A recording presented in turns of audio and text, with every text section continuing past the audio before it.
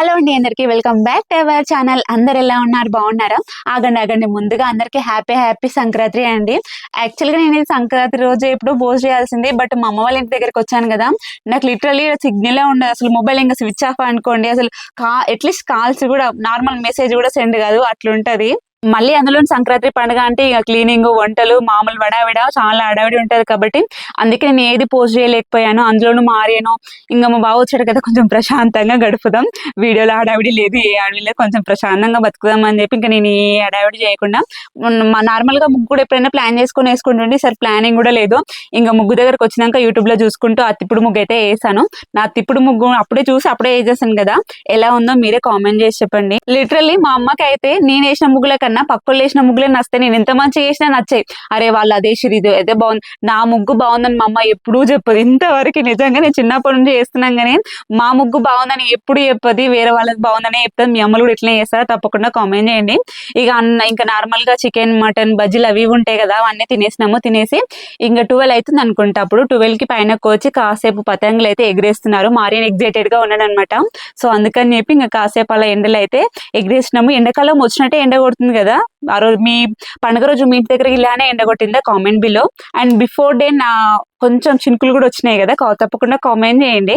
ఈ గల్లీ చూసారా, ఇదంతా మా గల్లీ అనమాట. అంటే ఇది మా అమ్మ వాళ్ళ ఇల్లు, మొత్తం గల్లీ అంతా ఇట్లనే ఉంటది నీట్ గా. ఇంకా మా ఊర్లో ఇలా గల్లీ ఎవరు ఉంటది అంటే ఇంకా మనదే అనమాట. చిన్నగా ఉన్నప్పుడేమో మంచిగా పెండతో కలిపి వేస్తుండే, ఇప్పుడు అందరు కలర్ల భయమ, అన్ని కలర్లే. ఇక్కడ నుంచి మా ఇంటి దగ్గర నుంచి స్టార్ట్ చేస్తే అక్కడ వరకు మొత్తం కలర్సే, మొత్తం ఎల్లో కల్పిస్తున్నది. అందుకే నేను వీడియో తీసినాను.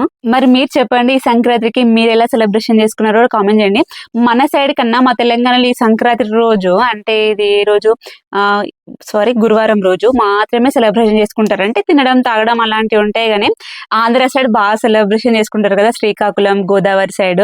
బట్ ఎప్పుడన్నా ఒకసారైనా సంక్రాంతికి అక్కడ సైడ్ వెళ్ళి చూడాలి, కానీ మనకు అక్కడ సైడ్ వాళ్ళు ఫ్రెండ్స్ లేరు కాబట్టి వెళ్ళలేం. కానీ అక్కడ సైడ్ అయితే ఇంకొంచెం బాగా చేసుకుంటారు అని అంటారు కదా, ఖచ్చితంగా చూడండి. ఒకవేళ ఎవరైనా ఉంటే తప్పకుండా కామెంట్ చేయండి ఎలా చేస్తారు అని.